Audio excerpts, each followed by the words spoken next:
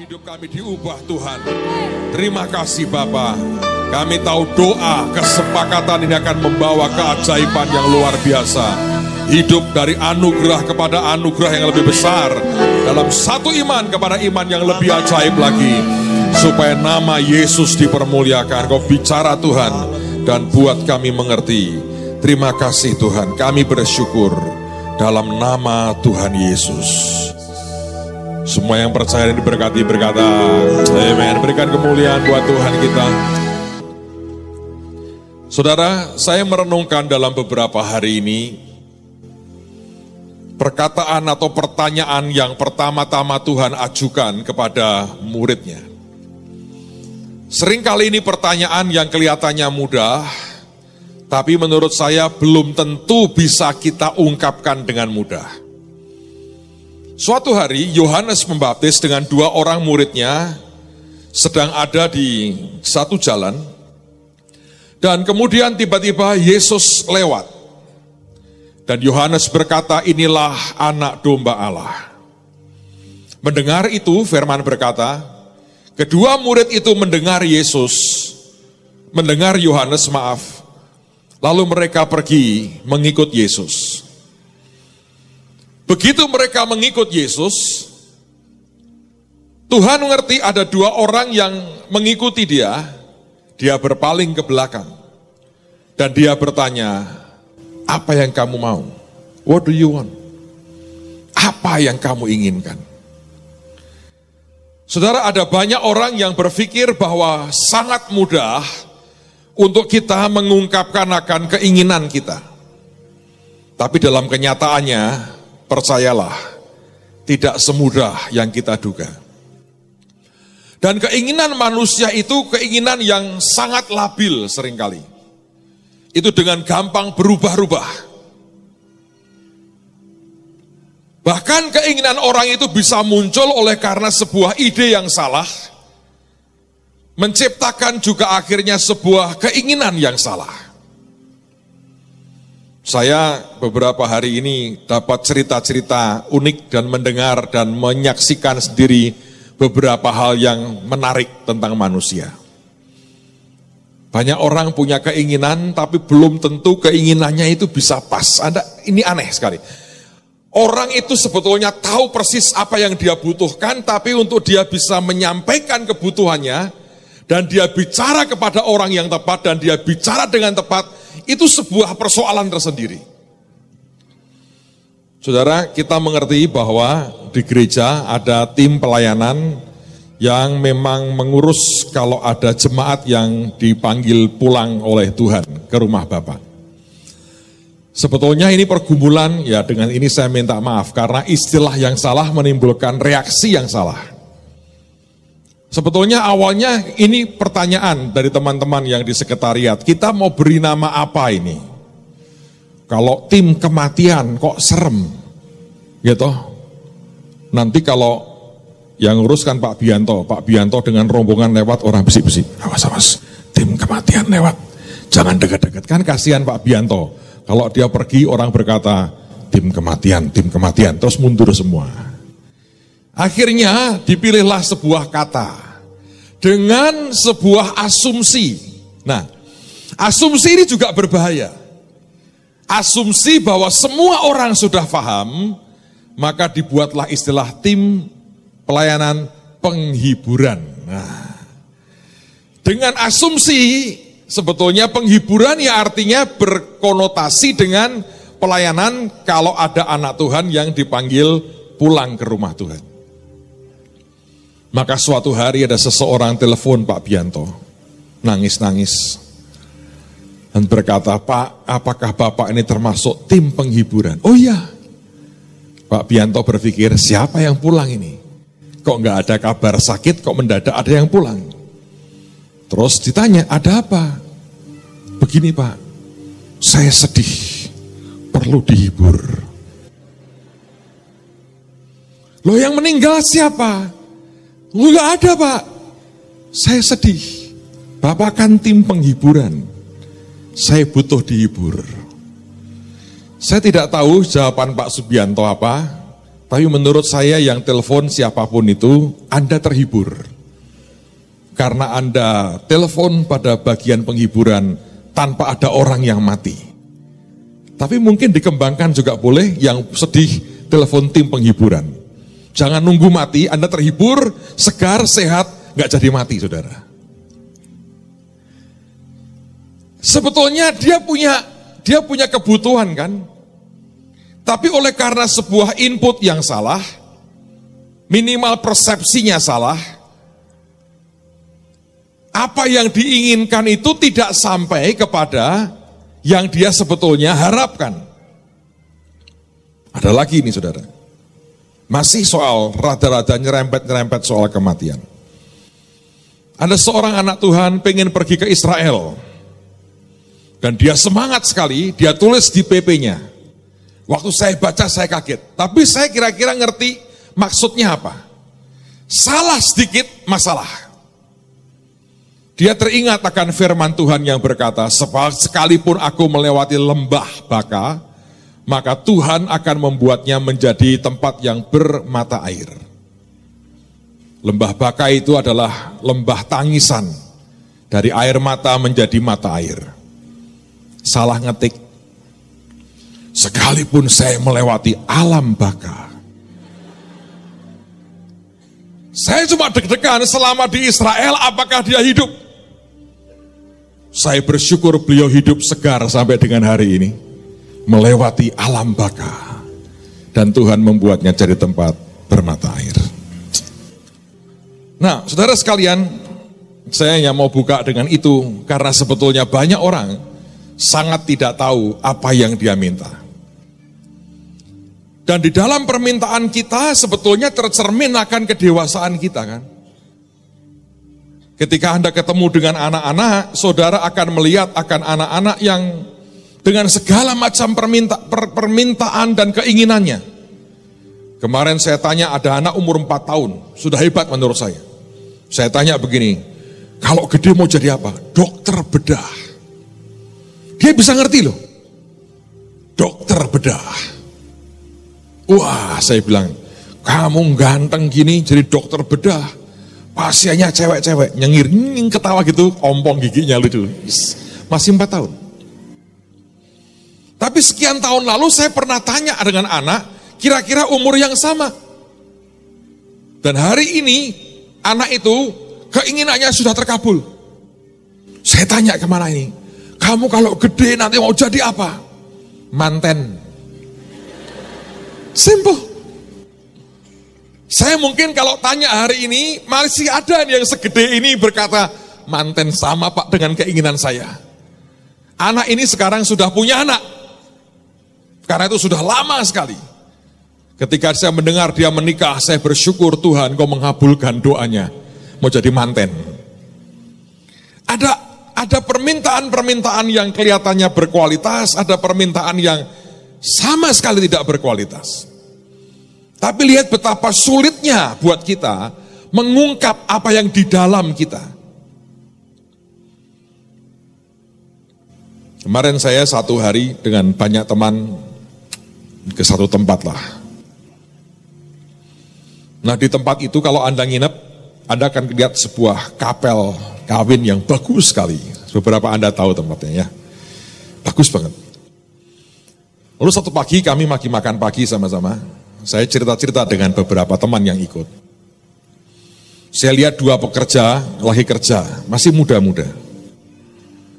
Lalu saya memperhatikan, saya berkata begini, dalam hati saya bilang, orang muda ini kira-kira Kristen gak ya? Seandainya dia Kristen, dia kerja di tempat itu, dia bersihkan kapel itu. Seandainya dia Kristen, pernahkah dia bermimpi dan percaya satu hari kalau dia nikah, kalau dia belum menikah loh ya, kalau satu hari dia menikah, dia akan menikah di kapel itu. Terus saya tanya dengan teman-teman yang ikut saya kemarin, menurutmu ya, dia yakin gak bisa nikah di kapel itu? Semua bilang tidak. Saya juga berkata, menurut saya, dia gak yakin. Mengapa nggak yakin? Apakah dia tidak ingin? Menurut saya terbesit. Wah, kalau kawin di sini luar biasa. Tapi apa yang di dalam ini, apa yang di jiwa kita ini, untuk kita ungkapkan dengan begitu gamblang, nggak semudah itu. Ada sebuah struggle, pergulatan di hidup, di hati kita, yang dipengaruhi oleh banyak hal, yang membuat kita nggak bisa mengungkapkan itu. Menurut saya paling tidak ada dua hal.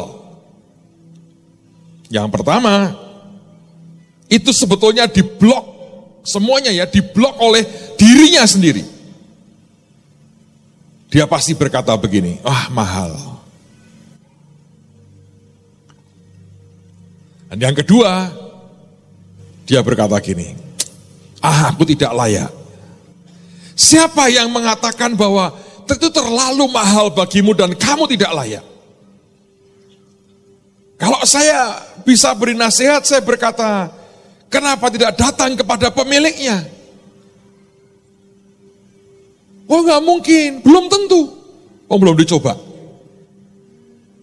Kalau dia doa sungguh-sungguh, dia kerja dengan baik, satu hari dia ngerti ada jadwal-jadwal yang kosong, dia ngomong, boleh nggak aku pinjam sejam saja? Saya pikir pemiliknya yang melihat pekerja yang sangat baik, santun, melakukan dengan setia, di jam yang tidak mengganggu bisnisnya, minta sejam di situ, berlutut berdua dengan pendeta satu, cukup kan saudara? Jadi kan? Tapi yang di dalam ini jadi gangguan yang luar biasa. Nah, sebetulnya masalah gangguan yang di jiwa inilah yang saya ingin kita hari ini melihatnya dengan lebih jeli. Dan saya berharap akan jadi sebuah perenungan buat kita selama minggu ini. Hari ini saya mau ajak Anda membahas tentang sauh dan patok sebetulnya. Sauh itu apa? Jangkar. Ini jangkar gede ini. Sauh. Tapi juga patok. Patok kemah. Ini tentu patok yang sudah modern, saudara. Kaitan dengan apa, Pak? Kaitan dengan jiwa kita. Sekarang mari kita buka firman dulu sebagai dasar. Ibrani pasal yang ke-6. Lihat surat Ibrani pasal yang ke-6. Lihat pada ayat yang ke-19.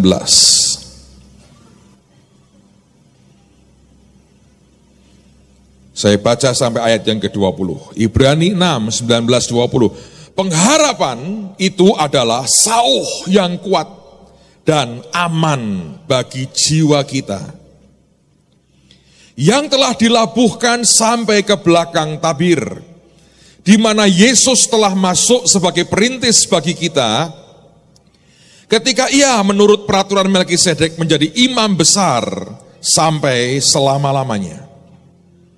Firman berkata pengharapan itu adalah sauh jangkar yang kuat dan aman bagi jiwa kita, yang telah dilabuhkan sampai ke belakang tabir. Ingat Alkitab berkata ada iman, pengharapan, dan kasih. Dan pengharapan ini adalah sebuah jangkar yang kuat dan aman. Saudara, mengapa jiwa kita perlu sesuatu yang kuat dan aman? Karena sebetulnya jiwa manusia itu labil. Bahkan keinginan kita bisa berubah setiap saat. Dan membuat banyak orang sebetulnya tidak mengenali akan siapa dirinya dan apa yang dia inginkan sendiri. Tuhan mengatakan tinggal 3 ini, iman, pengharapan, dan kasih. Selalu kita banyak bicara soal iman, kita juga banyak bicara soal kasih, tapi pengharapan itu untuk apa? Itu sebuah jangkar. Jangkar untuk apa? Untuk jiwa kita. Saudara, saya bahkan baru tahu bahwa jangkar ini merupakan salah satu simbol orang Kristen di abad-abad pertama. Sebetulnya salib itu bukan simbol orang Kristen abad-abad awal. Kenapa? Sebab mereka teraniaya. Sehingga mereka tidak berani terang-terangan menunjukkan identitas mereka secara langsung. Dan oleh karena itulah mereka menggunakan berbagai simbol supaya mereka saling kenal siapa saudara seiman. Saya tahu sebagian menggunakan simbol ikan. Tapi ada sebagian yang menggunakan simbol jangkar. Kenapa jangkar? Ya ada begitu banyak orang membuat akan analisa. Menurut saya yang paling masuk akal adalah sebetulnya itu plesetan. Kata jangkar, anchor, itu dari kata Yunani ankura. Dan kemudian itu diplesetkan menjadi enkurio atau in the Lord, di dalam Tuhan. Jadi mereka kalau ngomong terus terang bahwa kita ini enkurio, kita ini di dalam Tuhan, ketahuan. Yang lain di luar Tuhan. Jadi supaya tidak ketahuan bahwa ini merupakan sebuah kelompok yang mereka sedang buru dan mau dibunuh, mereka berkata kami adalah ankura, kami ini anchor, kami ini jangkar. Di beberapa abad pertama dalam kekristenan yang digunakan simbol jangkar. Jadi kalau ada orang masih ribut tentang simbol ini itu, mungkin kaget karena jangkar termasuk tidak rohani. Tapi zaman itu jangkar nyelamatin nyawa banyak orang. Karena dengan simbol ini mereka saling mengerti bahwa kita ini satu, kita ini enkreo, kita ini di dalam Tuhan. Ngerti saudara? Tapi fungsi jangkar itu apa sebetulnya? Saya pikir dua hal ya. Jangkar itu ketika Anda melemparkan jangkar, melepaskan jangkar, maka saudara berkata bahwa di sini kami berhenti. Sebuah keputusan diambil yang berkata di sini kami berhenti. Tetapi yang menarik menurut saya, jangkar itu satu hari terjadi ketika Paulus dibawa ke Roma sebagai tahanan, akan menghadap kaisar. Suatu hari dia berkata kepada kapten kapal dan perwiranya berkata begini, saya melihat ini perjalanan kita tidak baik. Paulus rupanya dapat penglihatan, dan dia berkata, saya melihat ini sebuah trip yang berbahaya, di depan itu ada begitu banyak badai, jangan terus. Tapi hari itu Alkitab mengatakan anginnya sepoi-sepoi basah. Dan kaptennya berkata, cuaca baik, terus saja, supaya segera sampai. Dan rupanya perwira Romawi di kapal itu lebih percaya perkataan daripada kapten kapalnya. Lalu kemudian mereka memutuskan untuk mereka melanjutkan perjalanan. Nah pada waktu mereka memutuskan melanjutkan perjalanan, betul badai terjadi.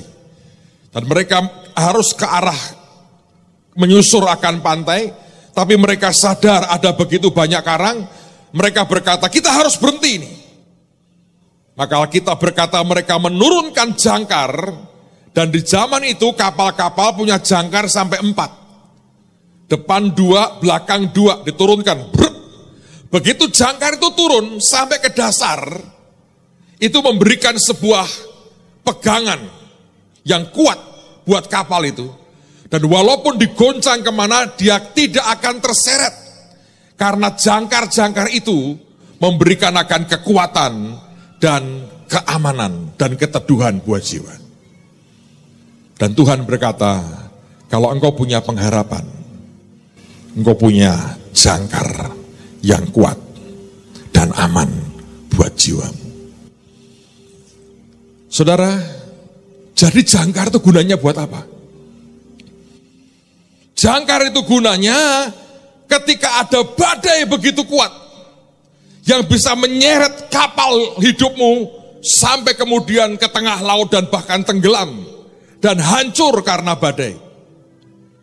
Selama engkau punya pengharapan dalam Tuhan, itu sebuah jangkar. Orang yang sudah kehilangan pengharapan, habis semuanya. Orang yang membiarkan pengharapannya dikikis, dia nggak akan bertahan lama. Tapi orang yang membiarkan pengharapannya kuat, dia akan bertahan dengan luar biasa. Saudara, pada waktu badai, Tuhan berkata apa? Mengapa kamu takut? Dan kemudian dia berkata, tenang. Dan semua teduh.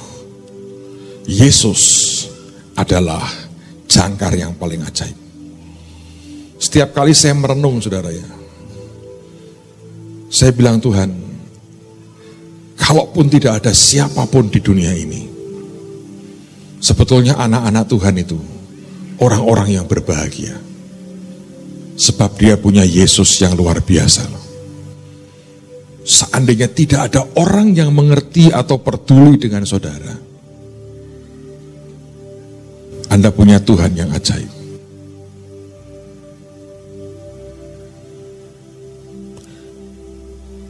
Saudara, tadi pagi tepat jam 7, ada di antara saudara yang berkata begini, Tuhan, aku mau mulai ibadah. Aku mau minta tanda. Kalau pikiranku ini diungkap, itu tanda engkau hidup, engkau mencintai aku, dan engkau akan beri kerinduan hatiku. Tadi Tuhan bilang, tepat jam 7, ada orang datang ke tempat ini, anakku, dan dia bicara itu di hatinya.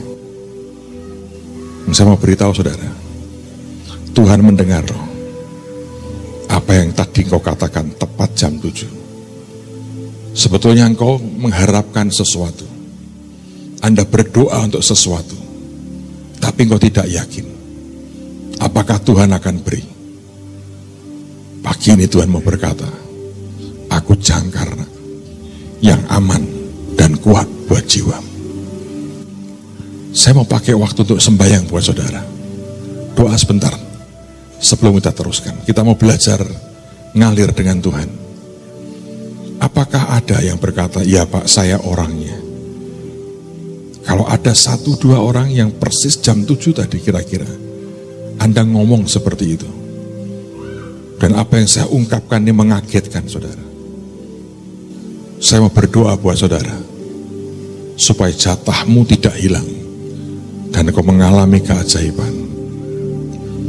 He's the Savior of my soul. Apa ada yang Anda berkata, ya Pak, saya orangnya? Anda boleh angkat tangan, saya mau berdoa buat saudara. Persis tadi jam 7 kira-kira Anda berkata, Tuhan, aku pengen ini, tapi apakah engkau mau berikan? Dan tiba-tiba Tuhan tadi berkata, ya, aku baca kerinduan hatimu. Kalau ada di tempat saudara, saya angkat tanganmu, saya berdoa buat Anda. Yang lain tunduk kepala, sembahyang aja. Kalau ada, angkat tangan tinggi-tinggi supaya Tuhan melihat. Terima kasih. Terima kasih. Yang angkat tangan, saya minta, mari Bu, maju ke depan. Saya mau doakan Anda. Mari Bu. Beberapa orang saya tahu, beberapa saja. Tepat jam 7 Anda berkata, kalau apa yang di hatiku diungkap hari ini, itu sebuah tanda buat aku. Dan hari ini Tuhan berkata, aku membaca, mengerti semua pikiran anak-anakku. Aku tahu, aku kenal hatimu. Aku kenal hatimu. Bahkan yang di pikiran pun aku kenal. Bahkan yang di pikiran aku kenal. Dia anchor, dia jangkar hidupmu. Dia jangkar hidupmu. He's the Savior of my soul.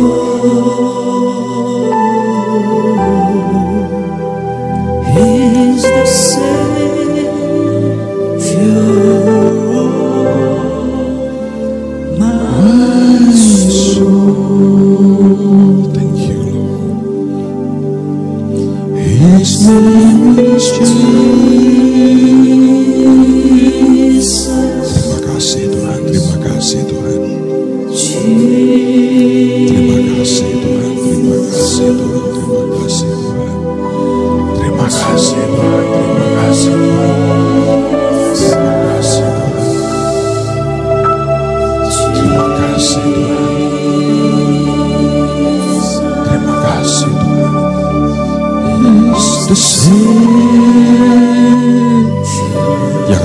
juga berdoa, Dia jangkar hidup kita. Kalau selama Anda berpegang kepada Yesus, jiwamu akan teduh, aman dan kuat. Terima kasih Tuhan. Dia bisa baca, sangat bisa baca pikiran dan hatimu. Tiba-tiba Dia bicara dengan saya. Jam 7 nak. Ini baru saja terjadi. Satu orang ibu minimal atau beberapa. Anda bilang, Tuhan, aku pengen punya anak. Ada, ikut maju ke depan saudara. Kalau Anda tadi baru saja ini, Tuhan, aku pengen punya anak. Maju ke depan, sembahyang aja, berlutut diri. Minta ke Tuhan. Thank you. Yang angkat tanganmu di hadapan Tuhan. He is the Savior of my soul.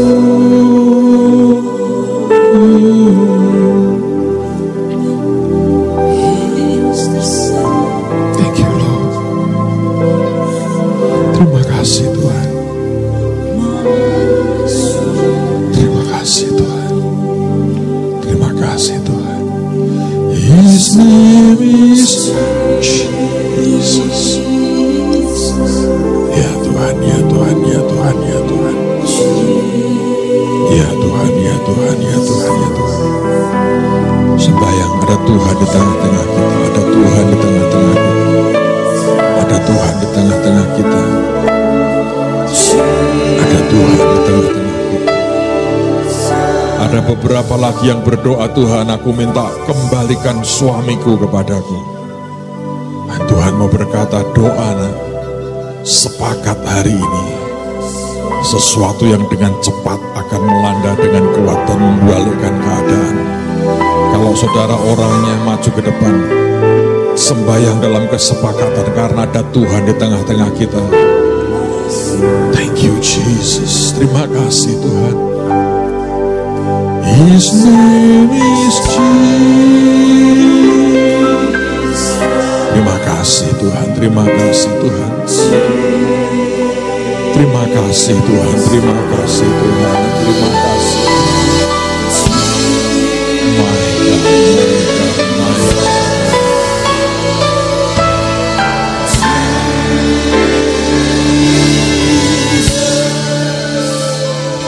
He's the Savior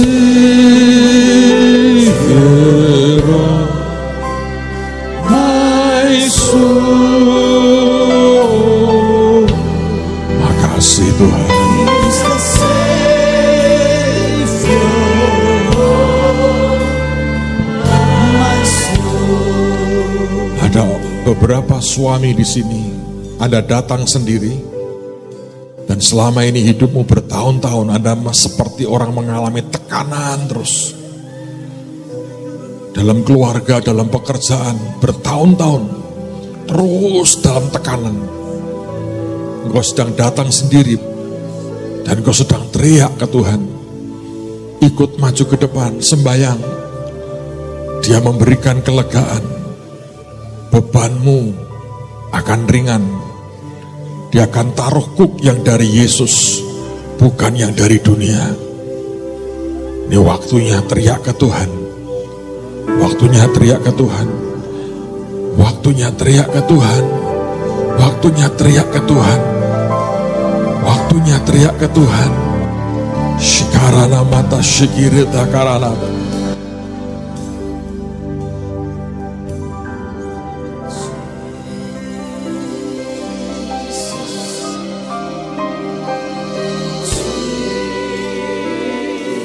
Yang lain bantu doa. Saya rasa ada kesesakan yang luar biasa di depan ini.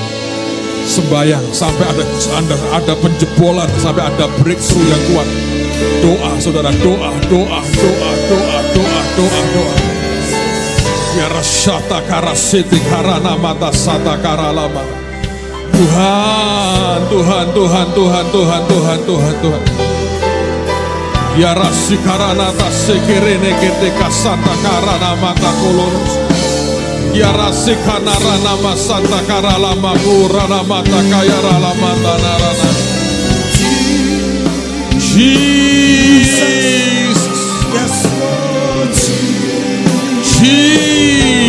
Semua roh beban berat ini kami patahkan dalam nama Yesus.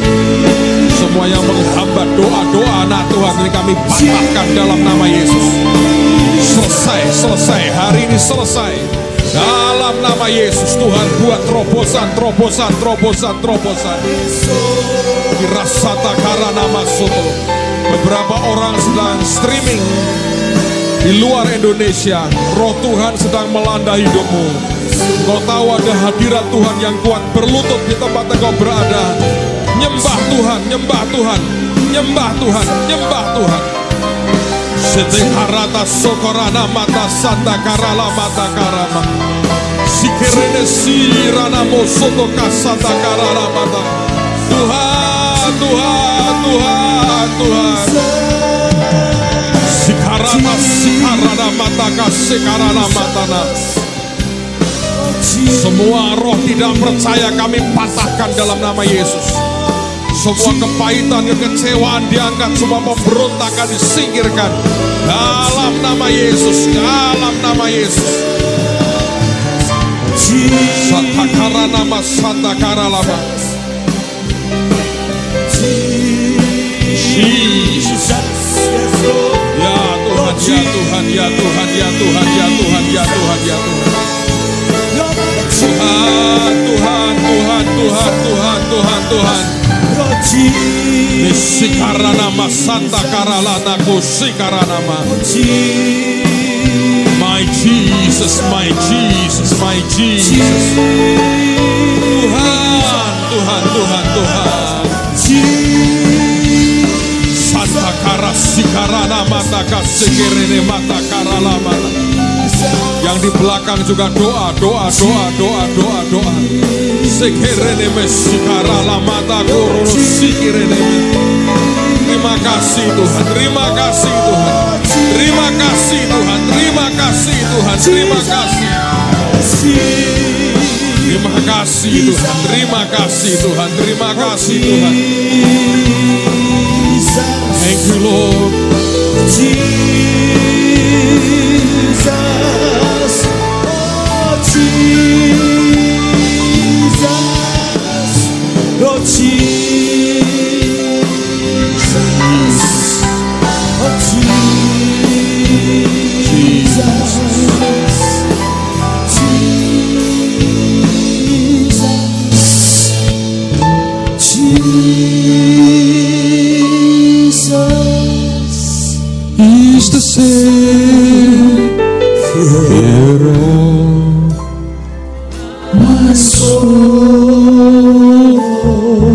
Makasih Tuhan.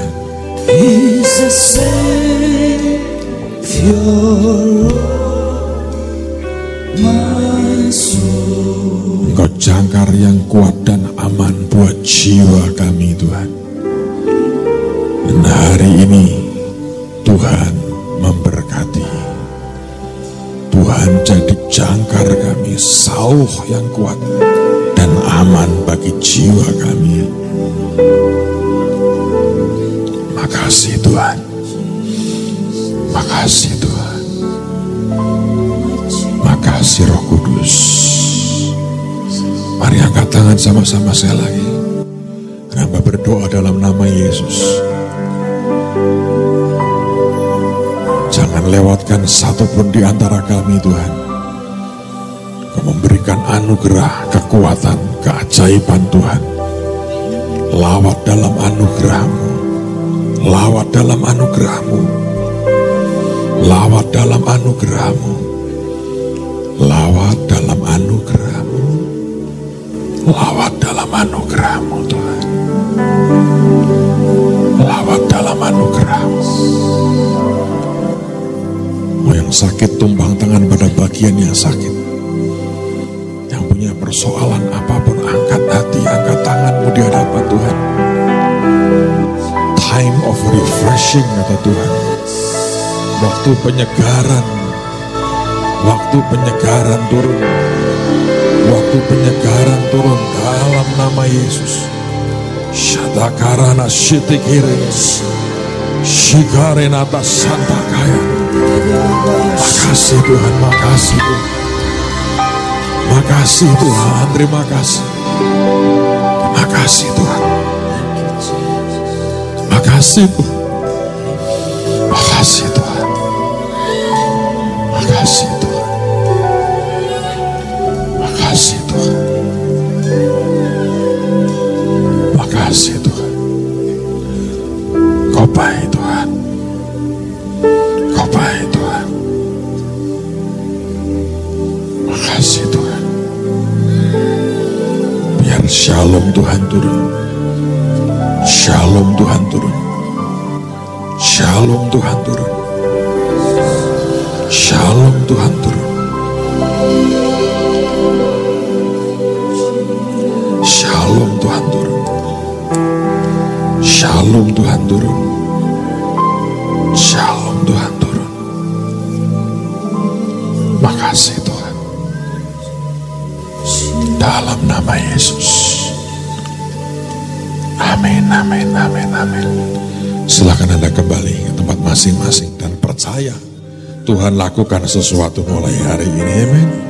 Yang masih didoakan lanjutkan dengan tenang, tidak jadi masalah. Anda biarkan dengan tenang didoakan, yang sudah Anda boleh kembali. Lihat lagi beberapa ayat.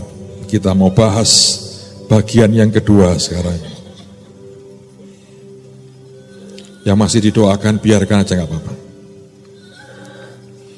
Sekarang mari kita lihat kitab Nabi Yesaya pasal yang ke-54. Lihat pada ayat yang kedua. Kita akan bicara tentang patok. Nanti kita akan simpulkan. Kita sudah bicara tentang sauh, ankora, enkreo. Kita bicara tentang patok hari ini. Yesaya pasal yang ke-54, lihat pada ayat yang kedua. Lapangkanlah tempat kemahmu dan bentangkanlah tenda tempat kediamanmu. Janganlah menghematnya, panjangkanlah tali-tali kemahmu dan pancangkanlah kokoh-kokoh patok-patokmu. Sebab engkau akan mengembang ke kanan dan ke kiri. Keturunanmu akan memperoleh tempat bangsa-bangsa dan akan mendiami kota-kota yang sunyi. Ini wadah. Saya baru mempelajari, itu unik saudara. Zaman dulu itu kalau orang buat kemah, karena mereka kan nomaden, mereka pindah-pindah ya. Jadi waktu mereka buat kemah itu tidak gini, setiap orang satu kemah, itu enggak. Bapak dengan ibu buat kemah. Nah kemah itu biasanya agak gede, nanti ada bagian untuk laki, ada bagian untuk perempuan. Hanya bapak dari rumah tangga itu yang boleh ke kanan, ke laki atau ke kanan, atau ke laki atau ke perempuan. Ya, jadi kalau laki ya laki, perempuan ya perempuan. Itu caranya gitu. Nanti kalau dia punya anaknya kawin, itu enggak mecah buat kemah di satu enggak, disambung. Nanti punya keluarga lagi, sambung lagi. Sampai jadi banyak, bahkan itu hampir satu klan, satu marga. Nah kalau sudah terlalu banyak, baru kemudian dipecah. Tapi awalnya enggak. Jadi bukan kemah masing-masing pribadi-pribadi, tidak saudara. Nah Tuhan berkata, kamu akan ngembang ke kanan dan ke kiri. Keturunanmu akan begitu banyak. Dia bilang, jangan hemat. Buat dulu, kemahnya diperbesar. Dan dia berkata, pancangkan kokoh-kokoh patok-patokmu. Zaman sekarang sudah modern. Jadi patoknya hebat begini. Zaman dulu enggak, sederhana. Tapi dia berkata, pancangkan kuat-kuat, kokoh-kokoh patok-patokmu. Apa kaitannya Pak? Hari ini kok bicara jangkar, sauh, dan bicara patok. Saudara, patok itu gunanya buat apa? Itu untuk ngikat tali-talinya. Kenapa harus diikat kuat? Satu, karena bebannya banyak, kemah itu makin bertambah, itu makin berat ya sebetulnya, tarikannya makin harus kuat. Tapi saudara harus mengerti, itu untuk menahan supaya kemahnya jangan kabur kena angin. Nah, sekarang coba Anda pikir, jangkar itu diturunkan ketika kapalnya Paulus hampir karam. Mereka takut tidak bisa terus, jangkar diturunkan. Ketika keadaan semua tidak ada badai, jangkar dinaikkan. Lalu mereka melanjutkan perjalanan. Begitu badai, mereka berkata, kita harus berhenti ini. Supaya aman, jangkar diturunkan. Patok juga sama. Kenapa harus dibuat begitu kuat? Karena ini harus menahan kemah itu dari angin. Dari yang namanya taifun. Dari yang namanya angin ribut, badai, taifun. Dan saya menemukan sesuatu yang aneh sekali. Saudara, sekarang coba lihat ayat terakhir. Di 1 Yohanes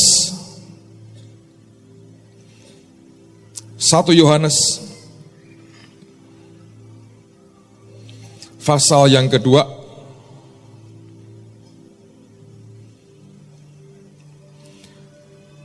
ayat yang ke-16. Sebab semua yang ada di dalam dunia, 1 Yohanes 2:16, sebab semua yang ada di dalam dunia, yaitu keinginan daging, the lust of flesh, dan keinginan mata, the lust of eye, serta keangkuhan hidup, the pride of life, bukanlah berasal dari Bapa, melainkan dari dunia. Nah, aneh sekali kata keangkuhan, kata pride, kata kesombongan itu, dari satu kata Yunani, yang dari kata itulah lahir kata taifun. Coba saya mau ulang lagi. Yohanes mengatakan 3 hal Anda harus perhatikan. Hawa nafsu daripada daging, hawa nafsu daripada mata, dan yang namanya the pride of life, keangkuhan hidup. Kalau Anda boleh cek, Anda punya linearnya, Anda boleh cek itu. Kata pride, kata kesombongan dari satu kata Yunani, yang dari kata itu lahir kata taifun. Coba ditambah N, jadi taifun. Coba Anda perhatikan. Apa yang Tuhan mau katakan sebetulnya? Berapa banyak taifun dalam kehidupan kita itu, bukan sebetulnya Tuhan menguji kita, bukan. Tapi kita mendatangkan sendiri taifun. Kenapa? Kesombongan. Karena itulah hidup kita ini perlu jangkar. Dan hidup kita ini perlu patok. Dan patok sejati itu Yesus sendiri. Pelajari firman. Patok sejati itu Yesus sendiri. Hari-hari ini Tuhan sedang menyiapkan kita jadi wadah yang besar. Wadah yang besar butuh jangkar yang kuat, butuh patok yang kuat. Dengan kata lain, wadah yang besar itu bisa mendatangkan taifun kalau kita tidak hati-hati. Sebab itu muncul dari kesombongan kita sendiri. Dan kesombongan itu seperti asap yang membumbung hebat, tapi tak berisi. Saya sebetulnya kalau ada acara-acara itu sebagai asap, saya tuh nggak suka baunya. Kelihatannya efeknya bagus tuh, saya heran penari-penari bisa kuat. Wah, buat nafasnya nggak enak, baunya nggak enak. Sebagian asap kelihatannya oke. Tapi orang sombong seperti asap yang mengepul. Tapi nggak jelas itu isinya apa. Tapi yang jelas saya mau berkata buat saudara, itu mendatangkan taifun dalam hidup kita. Apa itu Pak kerendahan hati? Menurut saya kerendahan hati adalah sebuah sikap dan kesadaran bahwa kita tidak bisa apapun tanpa Tuhan. Nanti munculnya dari perilaku kita. Kalau perilaku kita masih ngesok, merasa hebat, merasa penting, berhak ngomongin dan menghakimi orang, itu Anda sedang tanpa sadar, sikapmu berkata, aku bisa kok jadi hakim, jadi apapun yang aku mau. Tapi orang yang hidupnya sadar, kalau bukan Tuhan, gak mungkin. Dia tidak akan dari mulutnya keluar kata-kata yang tidak seharusnya diucapkan. Tidak akan ada kesombongan dan keangkuhan. Dan saya kadang-kadang melihat betapa langkanya ini. Saya baru ketemu satu orang yang saya tahu dari dulu pengen jadi hamba Tuhan. Mungkin Tuhan juga berkata, ini kok ngebet sekali jadi hambaku. Dan diberikan jadi hamba Tuhan. Baru jadi hamba Tuhan sebentar. Waduh, gayanya saudara, Benihin kalah. Sudah ada bodyguardnya di sampingnya. Saya sampai ngomong gini, bocah ki kok main ketoprak-ketoprakan gini tuh. Saya pakai istilah ketoprak, saudara. Saudara ngerti gak? Anda itu bisa jadi apa saja. Benar? Dewa bisa, raksasa bisa, raja bisa, pembantu bisa. Kok bisa Pak? Ya, walaupun gak lama, 2 jam. Gimana caranya Pak? Main ketoprak. Gitu. Kalau peran raja kan lumayan saudara, awalnya banyak, itu ketoprak tapi itu. Setelah keluar, selesai, you are nobody. Tapi saya lihat itu ada, saya bilang, aneh ini. Saya lihat satu kejatuhan, itu awalnya lucu. Masih muda, anaknya berpotensi. Satu hari kami keluar negeri saudara, sama-sama, dan kami lagi berhenti di Mesir kalau tidak salah, atau Turki. Lagi makan siang di Turki. Kami hamba-hamba Tuhan ngantri lah, bawa makanan ngantri, begitu semua ngantri. Satu anak ini, hamba Tuhan, duduk. Anak buahnya ngantri buat dia. Gak malu tuh. Yang tua-tua itu ngantri. Ya. Waduh, Benihin kalah. Oh, Benihin di sini makan nasi kuning sama saya itu, sama rempel hati ngambil sendiri yuk. Sampai jam 1 pagi yuk. Ngambil sendiri. Ini anak metang kering. Waduh, saya bilang gini, cilik-cilik kok sudah mafia gini ya. Saudara pikir itu membanggakan?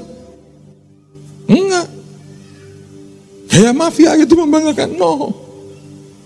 Kalau Anda bisa hidup dalam kerendahan hati. Pak, ditolongi kan baik, bagus. Tapi enggak begitu. Sudah belum apa-apa, sudah enggak punya hati hamba. Nah, kalau Anda pengen jadi hamba Tuhan gaya mafia, masalah ini. Taifun akan datang dalam hidupmu. Dan itu bukan taifun yang karena orang lain.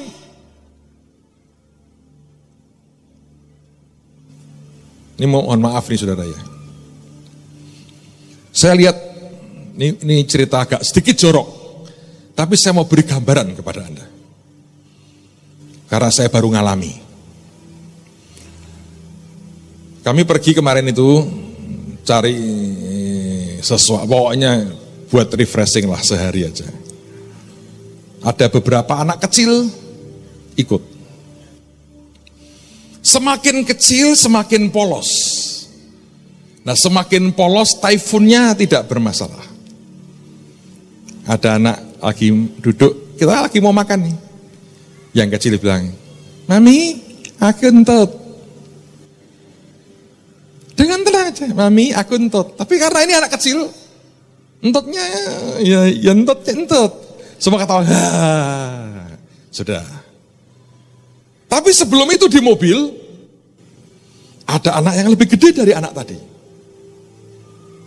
Dia cuman, tutup hidung. Yang teriak maminya, kamu ngentut ya? Buka kacanya. Sudah cekikian, tapi tidak izin dulu, saudara. Terus, dia tahu nggak enak, dia gini, cekikian. Dia geli lihat papinya, sampai nggak tahan dibuka kacanya, dia ketawa geli. Tambah, masih anak kecil. Anak kecil kok bisa gitu, kok bisa entut? Ya itu natural. Kalaupun ada salah makan, ya orang tuanya ngasih dia makan apa? Tapi 2 hari yang lalu, saya kena diare, saudara. Hanya sekali aja. Nah itu masalah itu.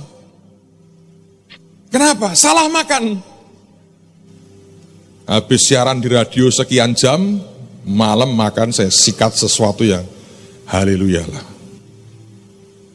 Makan apa Pak? Sudahlah, jangan tanya makanan saya apa. Pokoknya gawat itu. Makan jam 3, des kena. Itu saya nggak usah cerita-cerita, saudara. Meledak, deng, itu sudah langsung typhoon itu. Ada yang karena natural, ada yang karena orang lain, tapi ada yang seperti itu. Sesuatu yang salah di dalammu, sesuatu yang tidak tepat dalam hidup saudara, entah bagaimana membuat kesombongan ini begitu luar biasa. Orang yang sombong cenderung pemarah, pentol korek itu, gampang kesulut, terbakar. Dan itu membuat sampai ujungnya, percayalah saudara, setelah Anda murka itu, nanti 5 menit kemudian, kalau sudah waras tenan berkata gini, buat apa aku seperti itu? Tapi minggu depan diulang lagi. Nah kalau sudah terlanjur seperti itu jadi habit saudara, Anda terkenal seperti itu. Dan itu typhoon. Ada seorang pemuda ganteng ditaksir oleh seorang cewek cantik.